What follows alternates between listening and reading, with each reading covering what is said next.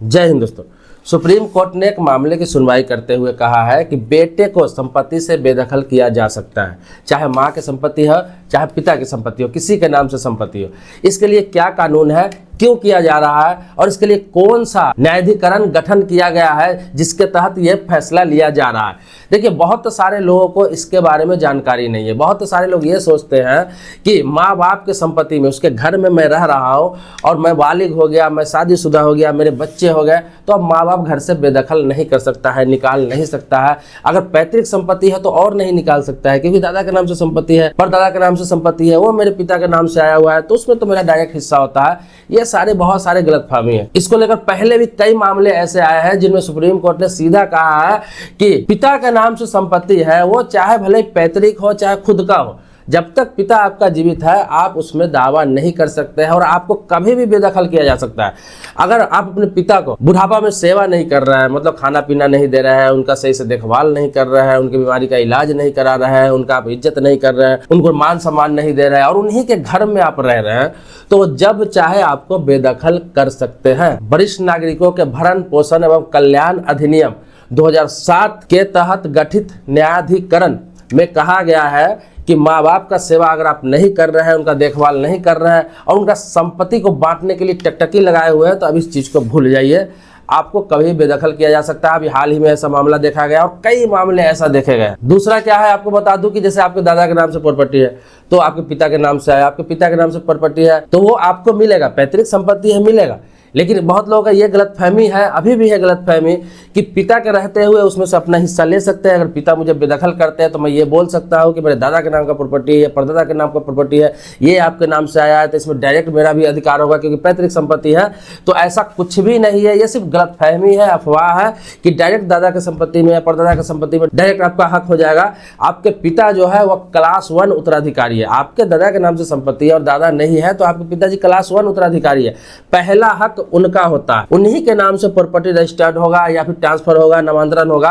जब वो नहीं रहेंगे इस दुनिया में तब जाकर वो प्रॉपर्टी आप ले सकते हैं और उस प्रॉपर्टी में भी आप रह रहे हैं और पिताजी की देखभाल नहीं कर रहे हैं, पिताजी का सम्मान नहीं कर रहे हैं, माता पिता को खाना पीना नहीं दे रहे हैं, आप उनके साथ बदतमीजी कर रहे हैं। वो चाहेंगे कि नहीं, मैं आपको अपने घर में ना रखूं, मैं अकेला रहना चाहता हूं, तो वो जब चाहे आपको घर से निकाल सकते हैं, बेदखल कर सकते हैं। अगर आप नहीं निकलेंगे तो कोर्ट द्वारा भी, जो वरिष्ठ नागरिक के लिए जो कानून मैंने आपको बताया, कोर्ट द्वारा भी आपको बेदखल कराया जा सकता है और इसकी सुनवाई अब बहुत जल्द हो रही है। दूसरी बात, अगर आपके माता पिता का सेल्फ एक्वायर्ड प्रॉपर्टी है, मतलब खुद से खरीदी हुई प्रॉपर्टी है, तो उसमें तो आप रह ही नहीं सकते। वो तो चाहे कभी भी उसको बेच सकता है, किसी को दे सकता है। आपके रहते हुए, आप उनके बेटे हैं तो आपके रहते हुए वो किसी के नाम से वसीयत कर सकता है, गिफ्ट कर सकता है, कुछ भी दान कर सकता है, उनकी मर्जी, आप कुछ नहीं कर सकते हैं। देखिए, ये सब इसलिए हो रहा है, कोर्ट को ऐसा फैसला इसलिए देना पड़ रहा है और इस तरह की समिति इसलिए भी गठन किया गया था 2007 में, ताकि माँ बाप को लोग रिस्पेक्ट दे, इज्जत करे। देखिए, माँ बाप का प्रॉपर्टी तो लेना हर कोई चाहता है, हर कोई, हर बेटा को ये ध्यान में रहता है। वो जब बड़ा होता है तो उसे ध्यान में रहता है कि मेरे पापा की इतनी प्रॉपर्टी है, इतनी संपत्ति है, मेरे पापा का इतना इन्वेस्टमेंट है, उन्होंने ये कर रखा है, ये कर रखा है। वो सारे सोचते हैं कि मेरे लिए कर रखा है, ये ध्यान में होता है कि मेरे लिए कर रखा है, पापा अगर नहीं रहेंगे तो मेरा ही होना है। लेकिन जब सेवा का बात आता है, उनके रिस्पेक्ट की बात आती है, उनका कोई ख्वाहिश पूरा करने की बात आती है, तो ये सब नहीं मानते हैं। खासतौर पर शादी होने के बाद बहुत सारे लड़के ऐसे हैं कि बीवी के बहकावे में आ जाते हैं, अपने पत्नी के बहकावे में आ जाते हैं और अपने माँ बाप को मान सम्मान नहीं देते हैं। तो उन औरतों से भी कहना चाहूंगा, उन महिलाओं से भी कहना चाहूंगा कि आप शादी करके किसी के घर में जाते हैं तो वहां पे आप अपने सास ससुर के, अपना माँ बाप से ज्यादा इज्जत दें। इसलिए इज्जत दे क्योंकि माँ बाप ने आपकी शादी कर दी, लेकिन यहाँ सब कुछ आपको मिल रहा है, हर चीज। किसी ने अपना बेटा आपको दिया है, वो बेटा आपका परवरिश करेगा, आपको मान सम्मान देगा, अपने घर में रखेगा। उसके अलावा आपके जो सास ससुर है वो अपने प्रॉपर्टी जो छोड़ के जाएंगे उसमें सीधा आपके हस्बैंड का अधिकार होगा, आपके पति का अधिकार होगा। और ये बात हर महिलाओं को बखूबी पता है, लेकिन फिर भी अपने पति को बहका के कोशिश करते हैं कि अपनी सास ससुर से अलग रहे। तो ऐसा फैसला इसलिए देने का कोर्ट मजबूर हो रही है क्योंकि बहुत सारे ऐसे मामले आ रहे हैं जो बेटा अपने माँ बाप को निकाल दे रहा है, बहू अपने सास ससुर को निकाल दे रहा है, बाद में पता चलता है कि उन्हीं का घर है और उन्हीं को निकाल दिया गया है पैतृक संपत्ति का कि यार ये तो मेरा पैतृक संपत्ति है। और बहुत सारे ऐसे भी घटना है कि अपनी माँ बाप को, सब कुछ होते हुए लड़के अपने माँ बाप को वृद्धाश्रम में जाकर छोड़ देते हैं। घर उन्हीं का, संपत्ति उन्हीं का, सब कुछ ले लेंगे और उनको वृद्धाश्रम में जाकर छोड़ देते हैं। वहां पर वो दर दर का ठोकर खाते रहते हैं, औलाद के होते हुए बेऔलाद की तरह वहां पे जीवन जीते हैं। तो इसीलिए ऐसा करना पड़ रहा है और इससे भी कठोर कानून बनना चाहिए। मैं तो बोलूंगा कि इससे भी कठोर कानून बनना चाहिए क्योंकि जो लोग ऐसा कर रहे हैं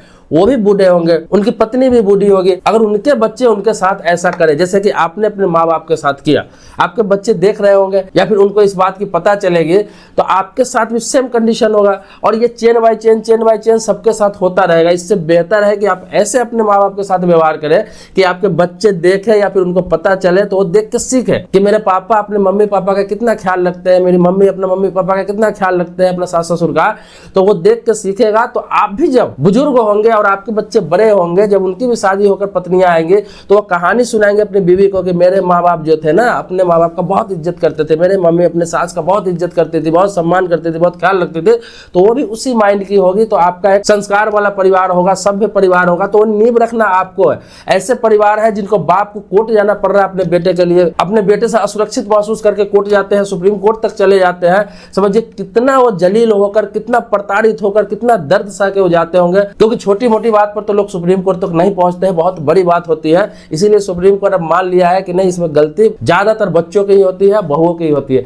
तो सतर्क रहिए, सावधान रहिए, अपनी संस्कृति बचा कर रखिए। ये सिर्फ आपको अवेयर करने के लिए एक वीडियो है। और जमीन जायदाद से संबंधित, प्रॉपर्टी से संबंधित, कानून से संबंधित या फिर किसी प्रकार का गवर्नमेंट स्कीम से संबंधित कोई वीडियो चाहते हैं तो आप कमेंट बॉक्स में जरूर लिखेंगे। बाकी सब्सक्राइबर नहीं है तो चैनल को सब्सक्राइब कर लीजिए, बेल घंटी भी दबा लीजिए। लेकिन सब्सक्राइबर पहले से है तो इसके लिए आभारी हूँ। मिलते हैं नेक्स्ट वीडियो में एक नए टॉपिक के साथ। तब तक के लिए जय हिंद दोस्तों।